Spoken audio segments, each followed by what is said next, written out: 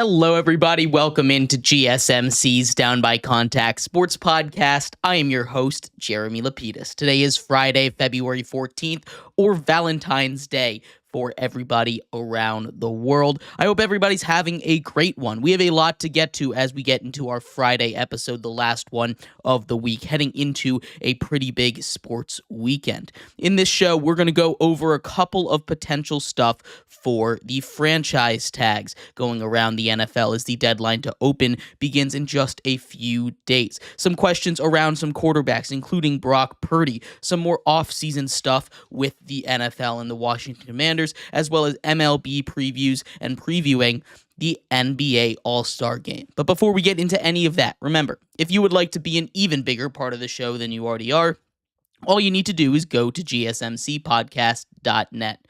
Or if you're on YouTube, you can use that super chat feature. If you do either of those two things, a message should pop up on the bottom of the screen for you, me, and everybody else around the world to see.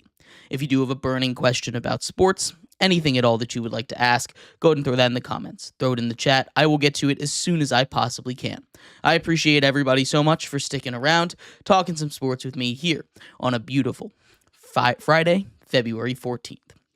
But like I was saying, we are going to get into our first topic of the day, that having to do with potential franchise tags as we get into the offseason in the NFL. There, for those who don't know, are three different types of tags that can be placed on NFL players by NFL teams, and each team has one each. They have a transition tag and a franchise tag. Now, what a transition tag does is it allows these players to go out and seek contracts. It's like an offer sheet in another sport where basically if another team offers them a contract, Team A has the ability to match that contract and get that player back. Now, if they decide not to match that contract, that player can go and the other team won't receive anything back. The other type is just your franchise tag. You have an exclusive and a non-exclusive franchise tag. And those exclusive franchise tags is exactly what you think of as a franchise tag. No one else can negotiate with them. You just get the franchise tag and they're there for a year. The other one is the inexclusive. In that one, a player can go out and negotiate. If they decide to go to the other team, the team that put that franchise tag on them gets 2 first-round picks. So you're not often going to see a team basically trade 2 first-round picks for a franchise tag player. It's not going to happen too often. Now, there were 8 franchise tag players last season. 7 of them worked out new deals or were traded to new teams. Only 1 player played on the franchise tag, and that was T. Higgins last season. I think it's going to be a very similar thing this season where we don't see too many players play on the franchise tag or even get franchise tagged as we get further through the offseason. The way that the franchise tag works is either the top 5 at each position, the average of that, or it's going to be your salary from the previous year, 120% fully guaranteed. And the way the numbers are looking for this year, quarterbacks are going to make about $41 million, running backs $13 million, wide receivers $25 million, tight ends $14 million, offensive line $25 million, defensive ends $24 million, defensive tackles $23 million, linebackers $27 million, corners $20 million, safeties $19 million, and kickers and punters just about $6.5 million on the franchise tag. And those positions are important. You see guys like Micah Parsons try and reclassify themselves as a linebacker to get that extra money in case anything happened, as opposed to a defensive end or a defensive tackle. Getting that extra $3 or $4 million in your pocket can make a big difference for these players getting franchise tagged. We're also going to look at who has the potential to get franchise tagged, and there weren't too many. When we look at current free agents, there aren't a lot of guys out there that I single out as teams being so desperate and also unable to get a deal done with them. There's just a couple guys that I think teams would be absolutely desperate to get back. And the only way I see that happening is potentially with a franchise tag. So we'll start off with the most obvious one, that being T. Higgins. The wide receiver was franchise tagged last year. Now, you can franchise tag a player up to 3 times in a row. He is going to get 120% of the total markup. So instead of $25 million, he's going to get about $30 million if they give him that franchise tag. This is one that we've seen it not really work out for the Bengals. They haven't really been able to get a lot of contracts done. They could have gotten it done last year with T. Higgins and Jamar Chase. Instead, both of them are looking for new contracts this offseason. And it's not looking like T. Higgins is going to stay. If they're that desperate to keep him, they can put him on the franchise tag again, although I'm not really sure it's going to happen, as they're not operating with a lot of cap space after they would give him that. They've got about $46 million of cap space. That would take about 2/3 of it, which is not a great look for a team that needs to spend in a lot of different places. Their top defensive players, their top two of them, have asked for new contracts or trades, which is not what you want to be for a defense that was already super thin and already struggling a lot last season.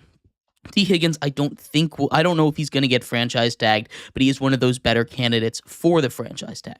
Another one, we look at Kansas City. I think there's a good chance Kansas City uses their tag this year, whether on Trey Smith, the offensive guard, or on one of their linebackers, like a Nick Bolton, who also is a free agent this year. The Chiefs have a lot of defensive free agents. Those are two guys that I think are very important for their team, and I'm not sure that they're going to be able to work out a great contract between both of them. I think one of those two, either Trey Smith or Nick Bolton, are going to get tagged this season.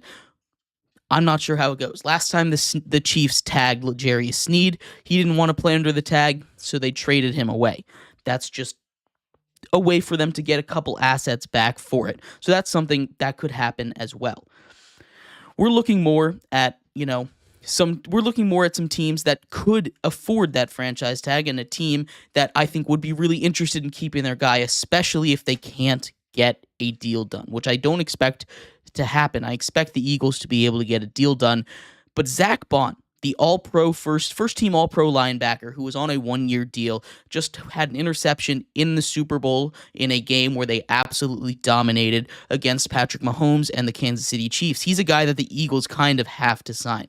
And if he's a guy that they're not able to get a long-term deal with, he is someone I fully expect them to give a franchise tag to. Now, he's under that linebacker tag, so it would be a one-year, $27 million deal, and I'm sure he wants a longer-term deal. I'm sure the Eagles want to give him a longer-term deal.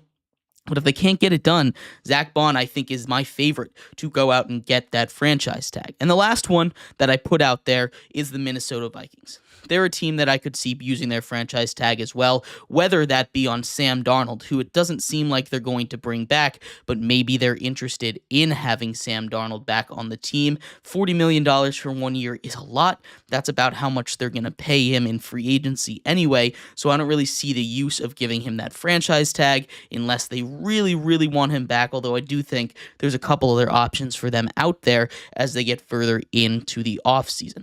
The other one is Aaron Jones, and Aaron Jones is one of my most underrated running backs. He's a guy that isn't going to go out there and be a top 12, top 10 kind of guy. He's going to be someone that you can just give the ball to. He's one of the best receiving backs in all of the NFL, and that's where I think he gets a lot of his value from. He was a great addition to this Minnesota Vikings squad last year. His issue is that he just has trouble staying healthy. So if you're a little bit worried about giving him a longer-term deal, $13 million is a lot of money. You're talking about Saquon Barkley level money. Maybe he's a guy that you can give 2 years, 13, make it a $6.5 million deal instead. But these are guys that I think are candidates to be franchise tagged. Again, we will see what happens. The franchise tag window opens up on February 18th. So on Monday, officially, it will open up. We will talk about all of these guys when they do get franchise tagged, if they do get franchise tagged, but I don't think there's going to be too many guys getting tagged this offseason. But I'd love to hear your thoughts. Who do you think gets tagged? Which teams do you think use their tags? I'd love to hear your thoughts. We're going to take a quick break. When we come back, we turn our attention to the 49ers and Brock Purdy. One of the biggest questions of the offseason is, what are the Niners going to do with their star quarterback? Are they going to pay him? Are they going to let him go? We'll talk about what the options are and what kind of money he might be expecting if he does get that bag. We'll be right back here on GSMC's Down by Contact Sports Podcast. I feel like I'm losing my mind. Is everybody in the world blind? Please, Lord, give me a sign, a sign.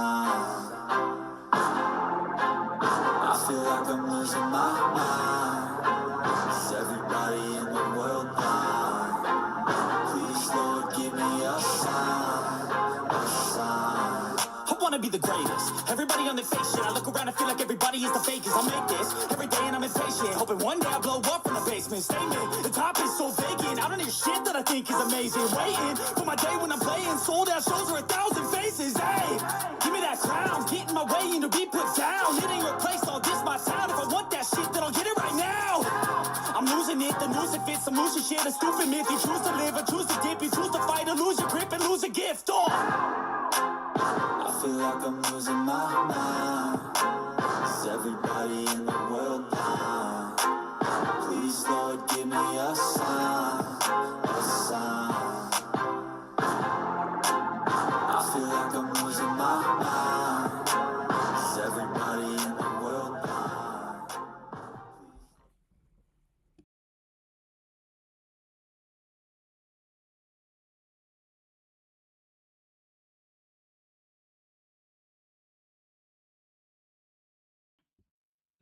Welcome back to GSMC's Down by Contact Sports Podcast. I am your host, Jeremy Lapidus. Today is Friday, February 14th. Hope everybody is having a great day so far. If you are just tuning in, we just finished going over potential franchise tag targets as the deadline to give those out officially opens up on the 18th. In this segment, we turn our attention to one of the biggest questions in the NFL offseason this year. What are the San Francisco 49ers going to do with Brock Purdy? Generally, you get those extensions done 1 year before they would hit the open market. That is now. We'll talk about what Brock Purdy has done up to this point in his career and whether or not he deserves to get that big money extension. But before we do that, remember, if you would like to be an even bigger part of the show than you already are, all you need to do is go to gsmcpodcast.net. Or if you're on YouTube, you can use that super chat feature. If you do either of those two things, a message should pop up on the bottom of the screen for you, me, and everybody else around the world to see. If you do either of those two things, a message should pop up on the bottom of the screen. Excuse me.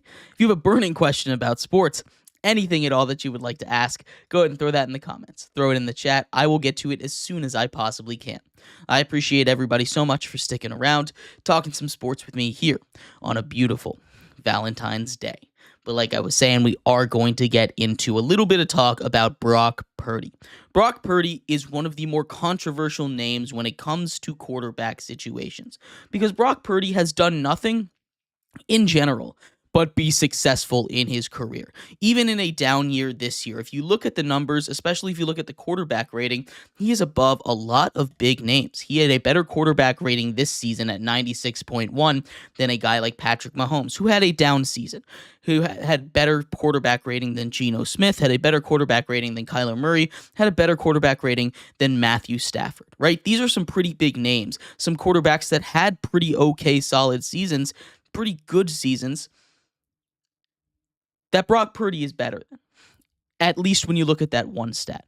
But the issue comes with the fact that the 49ers have seemingly found success with just your average run-of-the-mill replacement-level quarterback. We saw it immediately when Jimmy Garoppolo came in. They started winning. He took them to a Super Bowl. Then Jimmy Garoppolo goes down. We see Brock Purdy come in. They continue to win. He had one of the longest winning streaks to begin his career in the history of the NFL, takes them to a Super Bowl, is unable to get the job done against the Chiefs, much like Jimmy Garoppolo, then has a down year. Now, we saw what happened to Jimmy Garoppolo when he got let go. He's out of the league now. He hasn't really played any meaningful snaps outside of the 49ers since he went over there, since leaving the Patriots.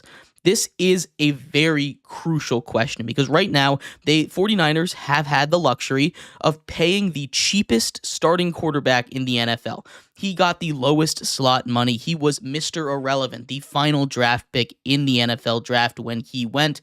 And now he is a huge part of a very successful team.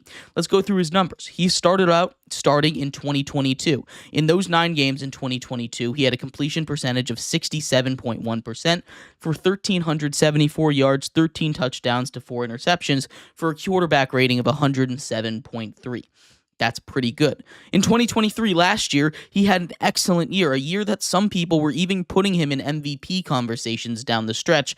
That died down after the loss to the Ravens, but still, he was in those conversations. Through 16 games last year, near 70% completion percentage, 4,280 yards to go with 31 touchdowns and 11 interceptions, and a career-high 113 QBR.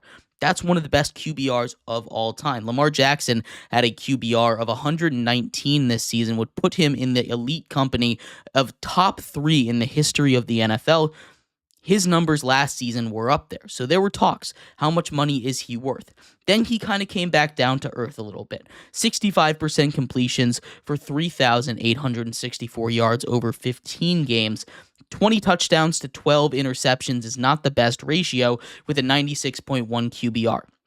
But none of those numbers are really that bad. And we take a look at some of the other guys that have gotten paid around this, that are getting paid 50 to 60 million right now. Jordan Love, he throws a lot of interceptions. Undoubtedly a great quarterback in this league, but throws a lot of interceptions. Trevor Lawrence, the book is still out on him a little bit.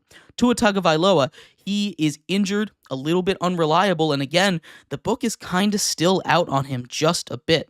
We just saw Dak Prescott get paid $60 million, and I don't think the gap between Dak and Brock Purdy is really that large, right? So the question of how much is he worth is not a great question to ask, because if I just went and evaluated him on the scale of best quarterback in the league is worth $60 million and the 32nd best quarterback in the league is worth, let's say, $30 million, right? I would put him probably smack dab in the middle. And I think somewhere around that range where he is about, 15th-ish best quarterback in the league. Maybe you can go a little bit higher, somewhere from 12 to 18 in that range you might put him. He's a good quarterback. There is no doubt about that. But the issue is when it comes to paying players, especially in sports, and especially at the quarterback position in the NFL, there's no range for a just good quarterback to get paid, right? You have to reset the market. You have to go over the top. You have to continue to give these guys more money, and it happens every time. That's why Daniel Jones, who had won one playoff game, got a $40 million a year contract. That's why Baker Mayfield got a very similar contract, around $40 million a year, and that's kind of where I'm sitting, that $40 million range for Brock Purdy. But as we know, that's not how it works in the NFL. When it's your time, you reset the market. But we're starting to see that bite teams in the butt a little bit, right? The 49ers have been able to build such a juggernaut of a team because they haven't had to pay a quarterback. They haven't had to give anybody 50, 60, 70 million dollars a year, which is a ridiculous amount of money. Nobody in the world is worth $70 million a year to play quarterback, right? That is almost 30% of the cap at this point. You need to be able to build a roster, and that's one of the issues that the Bengals are running into. We see Joe Burrow on his media tour going around saying the Bengals need to pay everyone, banging the drum, hitting his pots and pans, and then you sign it into a signing bonus later. Joe Burrow is making a lot of money. He is one of the highest paid quarterbacks in the NFL. He could renegotiate his contract, free up a lot of money, make it easier for the Bengals to pay these guys. Now, I'm sure he's going to go out and do that because he's heard that criticism a whole bunch. Are you going to restructure? Because when you go out and say that and you're making $55 million a year, one of the highest paid quarterbacks in the NFL, that kind of comes back on you a little bit. And that's fine. People have been pointing to Jalen Hurts. Look at the discount he takes. He's getting paid $50 million, right? He's not really taking a discount. That's not him saying, you know what, guys, for you, I'll only take $50 million.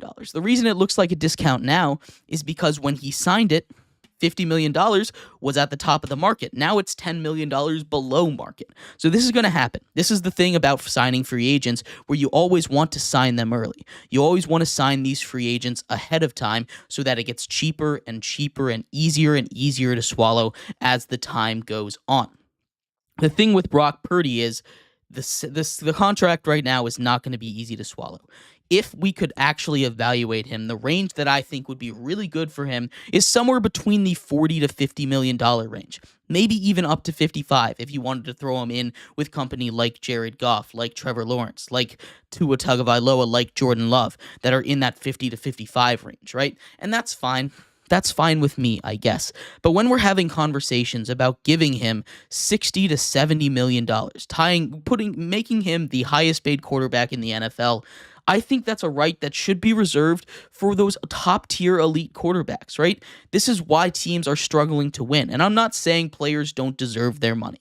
Players should get paid as much as owners, and as much as owners and as much as a team is willing to pay them, because these guys are giving their bodies, their lives on the line. They only get 10, 15 years if you're really elite to go and make this money, right? Most people can work for the rest of their lives. These guys, they only get so long. It's a short career, right? You need to cash in when you can. And I'm not saying players are the bad guys here, but I think there does come a point where a player can say, hey, I've made $50 million a year. I'm going to be getting $250 million.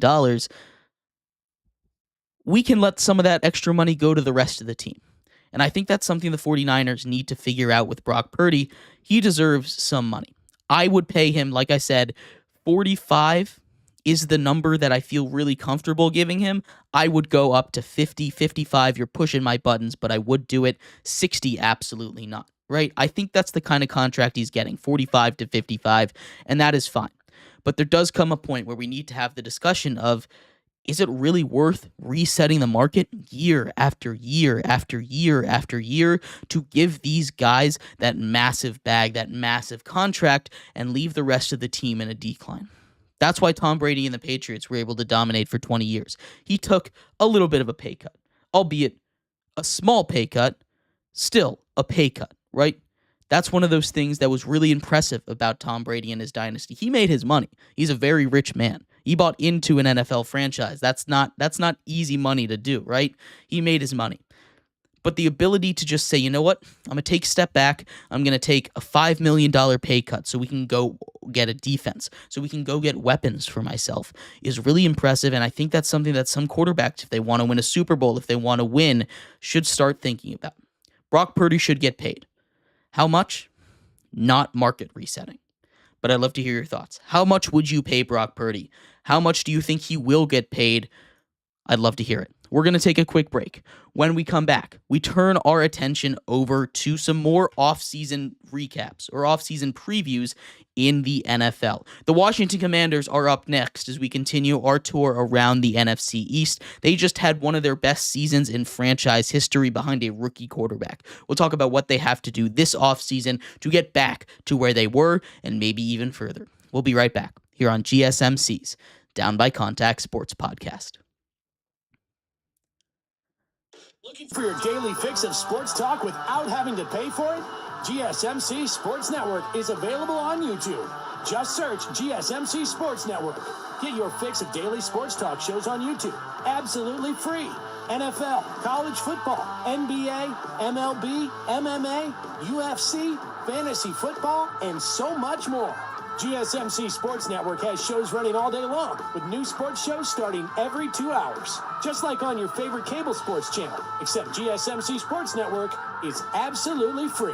Just search GSMC Sports Network on YouTube to catch one of your new favorite shows, like the GSMC College Football Podcast, Chip Shot Football Podcast, Hoops and Heels Women's Sports Podcast, GSMC Basketball Podcast, and so many more. Check it out for yourself. GSMC Sports Network, now available on YouTube absolutely free. Search GSMC Sports Network on YouTube right now.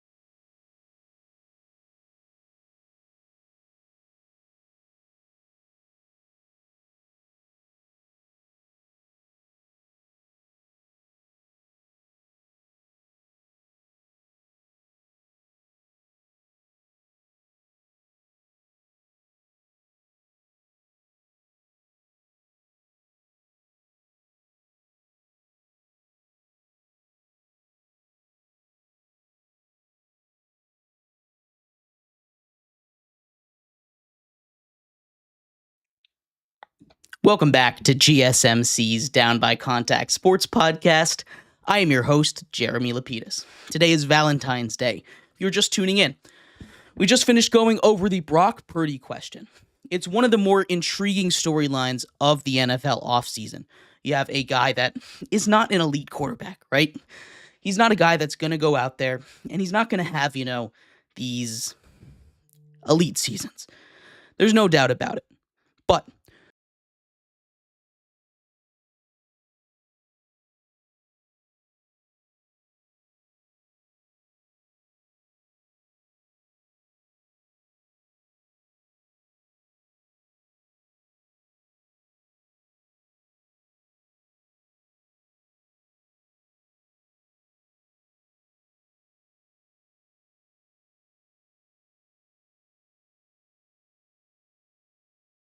Commanders are a franchise that just had one of their best seasons in franchise history, if not one of their best seasons in the last 25 years. We have a massive rookie season from Jaden Daniels, one of the best in the history of the NFL, at least at the quarterback position. We're going to talk about what they can do to improve on this dream season in this offseason, one of the more important ones as we turn the clock to 2025. But before we do that, remember, if you would like to be an even bigger part of the show than you already are, all you need to do is go to gsmcpodcast.net. Or if you're on YouTube, you can use that super chat feature. If you do either of those two things, a message should pop up on the bottom of the screen for you, me, and everybody else around the world to see. If you do have a burning question about sports, go ahead and throw that in the comments. Throw it in the chat. I will get to it as soon as I possibly can. I appreciate everybody so much for sticking around, talking some sports with me here on a beautiful Friday, February 14th. But like I was saying, we are going to get into the Washington Commanders offseason just a little bit. The Washington Commanders are a team that had, again, one of their best seasons in franchise history, at least since the Dan Snyder era began. They went 12-5. Obviously, they had a little bit of a sour note there, losing 55-23 in the NFC Championship game. Not what you want. They gave up the most points there, but that kind of points to the big issue, right? They had a magical season with one of the worst defenses in the NFL, and it really showed when they went up against a really good team, a juggernaut, if you will, in the Philadelphia Eagles. They gave up all those points, but now we see what they need to fix, what they need to get. One of the biggest issues this season with the Commanders was at the corner position. They had one of the worst cornerback positions in all of the NFL, one of the worst pass defenses in all of the NFL. They went out and tried to fix that a little bit. They went and they got Marshawn Lattimore at the trade deadline, but he's not enough. Not when you have a combination of some of the worst starting corners in all of the NFL on the other side of the ball. It just doesn't work. You can't leave Marshawn Lattimore one-on-one with A.J. Brown. He's going to win those, even though that's what he was brought in for. So we see what's out there. They're pending free agents that mean a lot to them. Some that played over 70% of the snaps.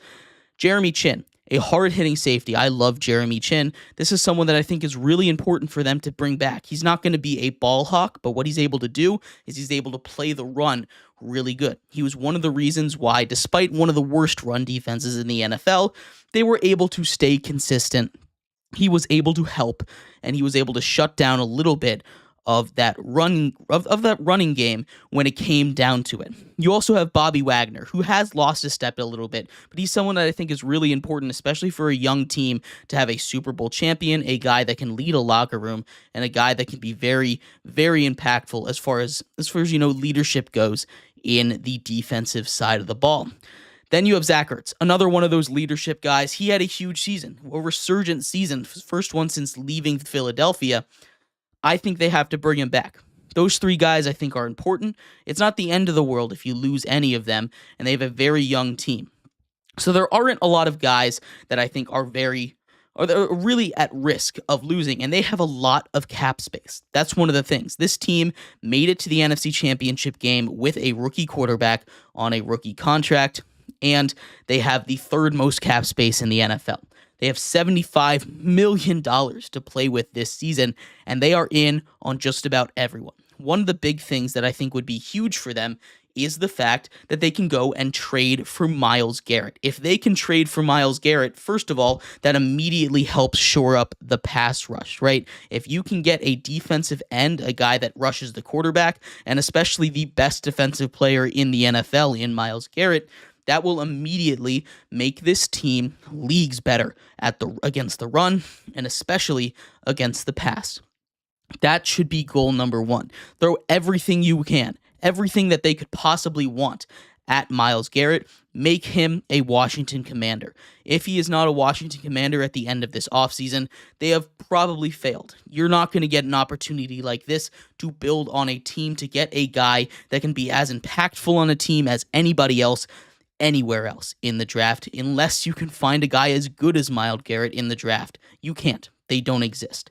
The other one is, of course, go add corners. There's a couple good corners out there that I think they should go chase after, one of them being DJ Reed. He was quarterback 2 for the Jets these last couple seasons on the other side of Sauce Gardner. He's someone that I think is a really underrated guy, one of those that can be a pretty solid cornerback 2, even a cornerback 1. If you get those two pieces into Washington, this team automatically becomes a whole lot scary. And you saw what Jaden Daniels can do with one of the worst defenses in all of football. If they can get a wide receiver 2 as well on the offensive side of the ball to just pair with Terry McLaurin, maybe grab a running back in the later rounds, this is going to be a team that has Super Bowl written all over them, which is wild to say when we talk about a team with a rookie quarterback that just had one of their best seasons in the last 30 years.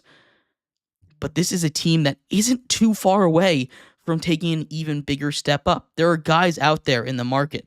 They can try and trade for a Cooper Kupp, although that feels a little bit too expensive, especially if they, like they should, throw everything that they have over at Myles Garrett. The other one is Chris Godwin. And Chris Godwin's going to miss a little bit of time, but he's been linked to Washington just a little bit. I like that spot for him as well. Brandon Cooks could potentially come in and be a pretty big weapon. We saw the way that a guy like Olamide Zaccheaus was able to thrive here. He's a free agent as well, although I don't really want him as that prime wide receiver 2 again.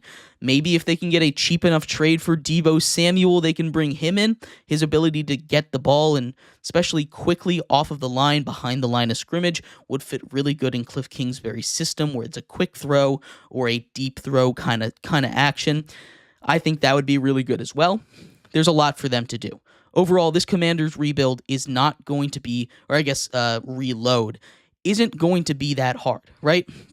They just need to go out and get every single talented defender they possibly can, because if they can shore up that defense with the way that Jaden Daniels plays football, the sky is the limit for this team.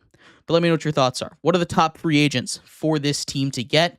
What are the top 3 things you think they should do? I'd love to hear your thoughts. We're going to take a quick break. When we come back, we turn our attention to the MLB.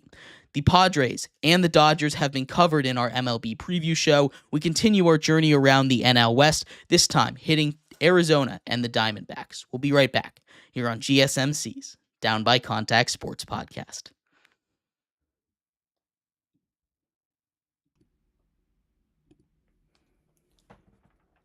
For the best and latest podcasts available anywhere, go to the podcast app on your cell phone and type in GSMC to access free content-rich podcasts on health and wellness, book reviews, sports, entertainment, relationships, social media, movies, technology, finance, and even weird news. Subscribe and download the GSMC Podcast Network's family of shows, available everywhere podcasts are found.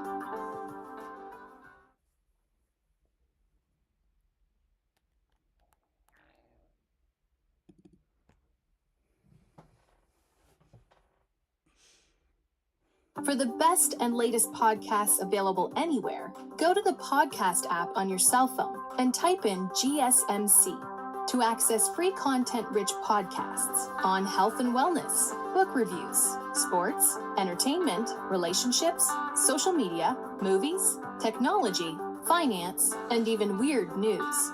Subscribe and download the GSMC Podcast Network's family of shows, available everywhere podcasts are found.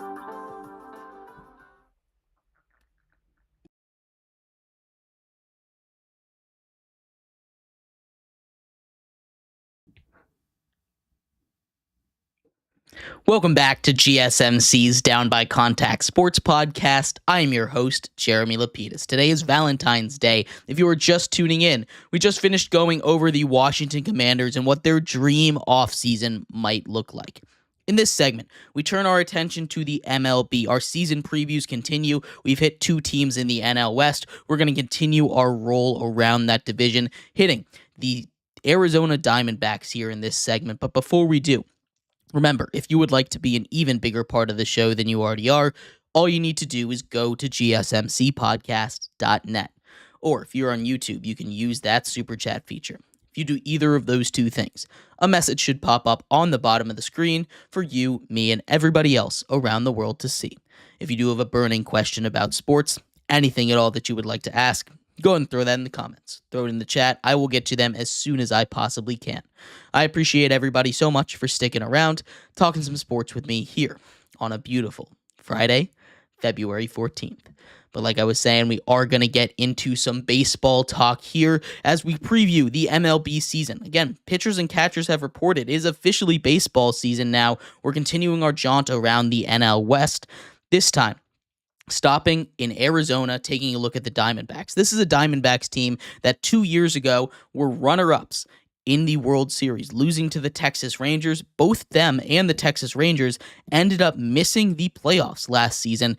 The Arizona Diamondbacks just barely missed it at 89-73. And they did an amazing job this offseason. They weren't super aggressive, but they did get a couple of key pieces and some of the biggest names in all of free agency. They went out and they got Corbin Burnes, who was the big fry, the big fish when it comes to the pitching market. Outside of Juan Soto, he was the best free agent that was out there on the market, leaving from a near Cy Young level season with the Orioles. Now goes back to the NL, where he spent most of his career as a pitcher for the Brewers, and joins the Diamondbacks in the desert. 6 years for Corbin Burnes. He is going to be locked down in what is an amazing pitching staff. The top 2 maybe is the best 1-2 punch in all of baseball this year. That's arguable. We did talk about the Dodgers just a little bit ago, but still, this is a crazy rotation for them as well. We talk about Corbin Burnes on top of Zach Gallen, a guy that almost won a Cy Young a couple years ago. You have Merrill Kelly, who was part of Team USA just a couple years ago. Brandon Pfaadt, who played huge innings for the Diamondbacks in their World Series run. You have Eduardo Rodriguez, Jordan Montgomery, and Ryan Nelson, a potential 7-man starting rotation. They're not going to do 7-man. They're probably going to go down to a 5-man, maybe even 6 if they wanted to give these guys extra rest like the Dodgers are doing. But this is a pitching staff that is going to be one of the best in baseball this year. But it's not just that. They lost Christian Walker, their starting first baseman, as well as Josh Bell, who was their backup. They picked him up at the deadline last year, and Paul Sewald, who was one of their back-end pitchers at the bullpen. They were able to replace all of those. They went out and they got Kendall Graveman, a relief pitcher, to help with the back end of the bullpen to replace Paul Sewald. Not quite 1-for-1 there, but I think they did an amazing job at that, replacing that first base position. They were able to trade for Josh Naylor. Josh Naylor, who had a breakout year last year with the Cleveland Guardians. Now he gets traded to the Diamondbacks in exchange for Slade Cassione, a starting pitcher in the farm system who probably is going to be pretty good, but with the addition of a guy like Corbin Burnes, wasn't necessarily a necessity for this Diamondbacks team going forward. Getting a bat like Naylor, who can be that cleanup guy, who can be a table setter and a power hitter, and a guy that just gets on base and drives runs in, is going to be huge for a team whose offense kind of struggled a little bit last season. But outside of that, right, they were also able to bring in Randall Grichuk to be a potential DH candidate. They brought back Trey Mancini, who had, after a year off of baseball, one of the best stories in baseball, beating cancer, coming back, being an all-star a couple years ago with the Orioles before being traded to the Astros, then a year off, now signs a minor league deal with this Arizona Diamondbacks team. This is going to be a really good team. we take a look at that lineup, right? You have Corbin Carroll, former Rookie of the Year in right field. Ketel Marte, also a very strong young player at second base. We talked about Josh Naylor, projected to hit third. You have Lourdes Gurriel Jr., who they got in a trade with the Blue Jays a couple years ago, a pure power hitter. That's going to be a great cleanup guy. We've got a couple options in center field. You can either have Alec Thomas or Jake McCarthy. They're going to battle it out in spring training to see who's going to get that starting center field spot, but they might hit fifth there. Eugenio Suarez, who is one of the best pure three outcome kind of guys that I've seen in a very long time in baseball, going either strikeout, home run, or walk, right? True three outcome kind of guy. Very fun player to watch, a solid defender over in the hot corner as well. The DH you're going to have to figure out. Like I said, they brought in Randall Grichuk to hit lefties. You also have Pavin Smith, who's going to be probably the guy that they do when they're facing a right-handed pitcher. But bringing in Randall Grichuk, I think, was going to be huge, especially when they face some of those lefty-loaded teams. You have Gabriel Moreno to play catcher and Gerardo Perdomo to play shortstop for this team. Up and down this lineup, you have a very, very scary ball club. We talked about that projected rotation already. The bullpen, a little bit weaker than I would have wanted it to be, especially at the back end. They don't have a true shutdown guy. They do have Justin Martinez and AJ Puck, but there's not anyone that I'm really looking at that might give me 30 saves this season, or is going to be one of those elite closers in baseball. That might be one of their weaknesses there, but they can address that at the deadline if they really need to. This is going to be a Diamondbacks team that's looking to bounce back in a big way. Their over-under set at 85.5, and I think they hit that over pretty easily. I think this is one of those teams that after a down year, you might call it a World Series hangover, despite them not making the World Series. I think this is one of these teams that I think is going to have a huge season, a huge bounce back year, and we could see a lot, especially from a stacked rotation like this one. That's going to make it very scary for these other teams to play them. But let me know what your thoughts are. What do you think this Arizona Diamondbacks team can do? I'd love to hear your thoughts. We're going to take a quick break. When we come back, we turn our attention over to the NBA. It is All-Star Weekend. We're going to talk about the new format. We're going to talk about what's going on this weekend as the NBA has hit their mid-season break. We'll be right back here on GSMC's Down by Contact Sports Podcast.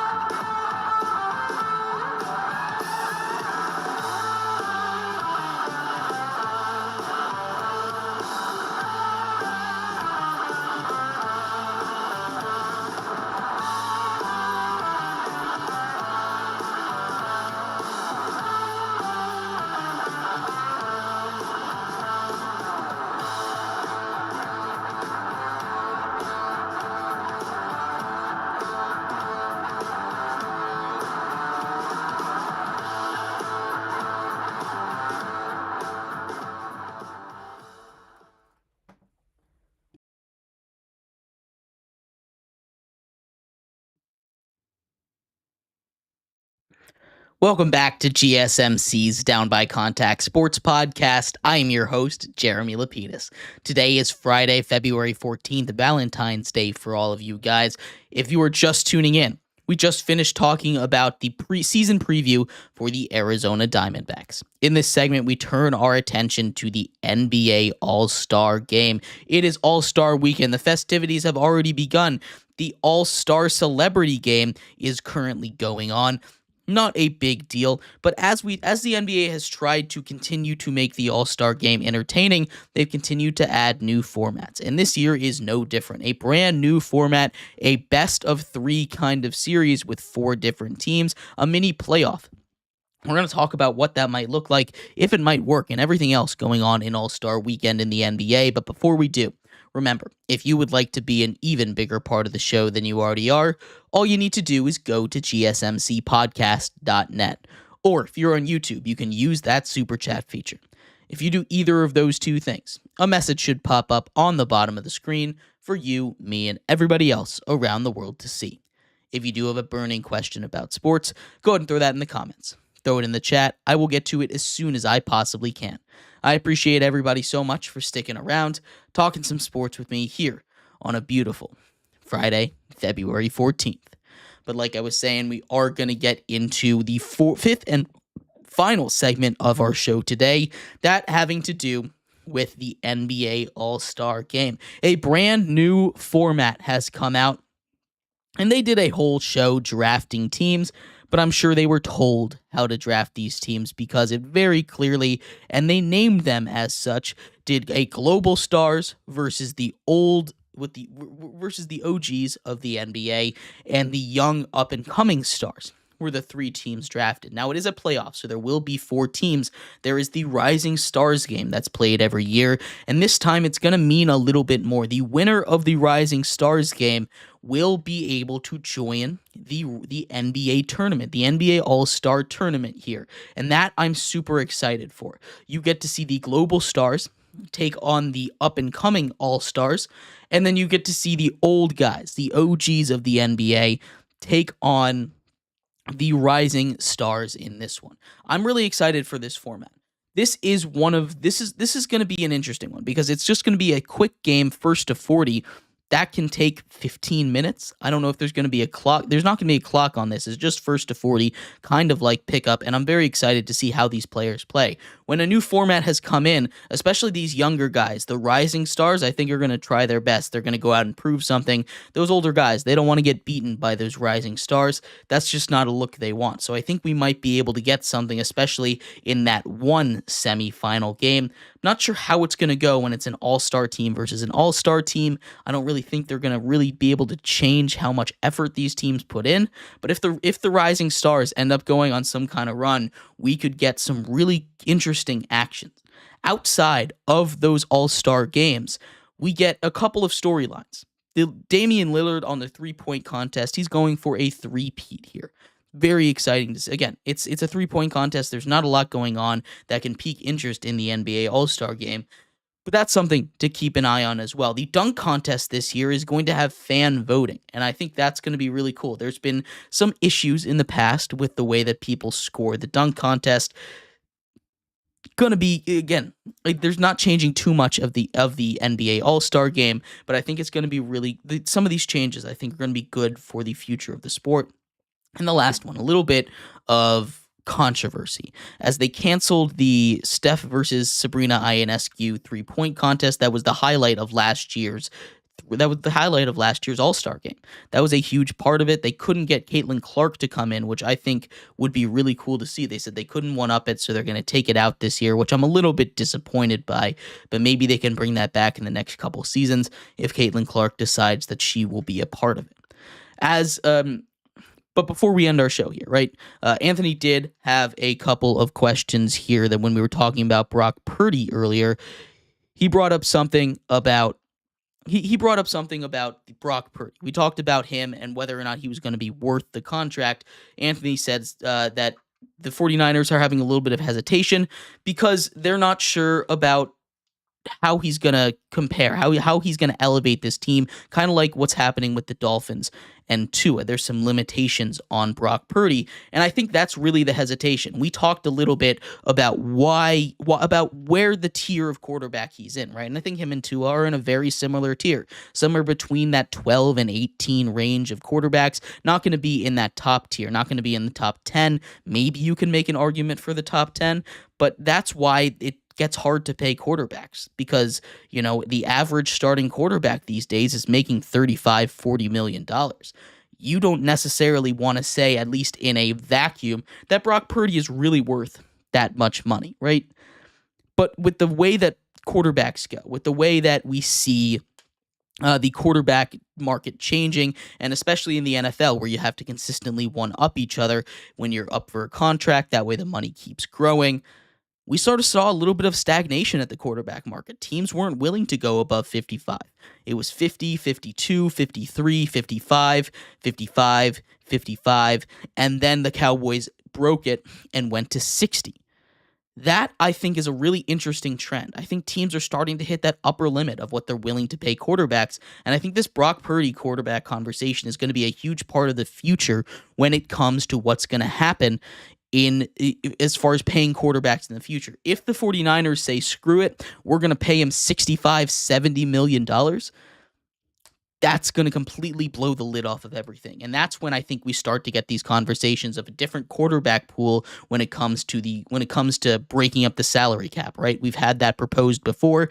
I don't think it needs to happen, but it gets to the point where these guys are making 2 times, 3 times, 4 times, 5 times, even 7 times what some of these other star players are making, and that's a little ridiculous, right?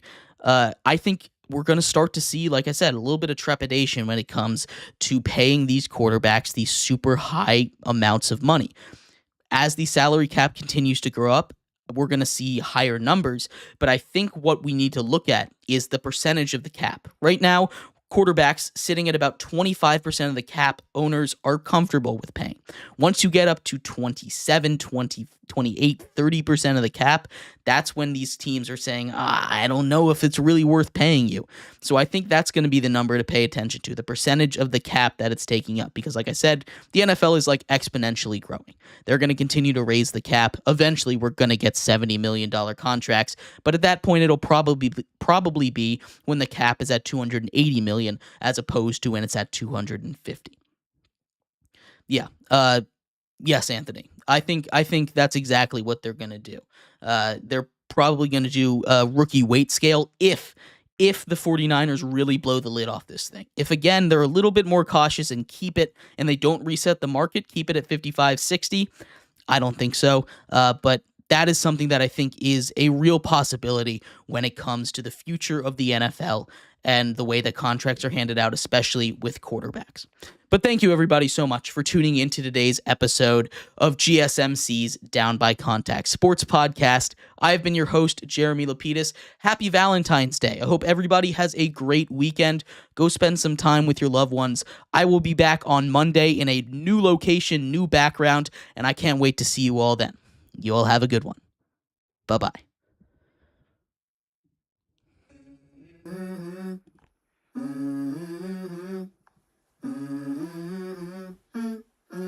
Let's go.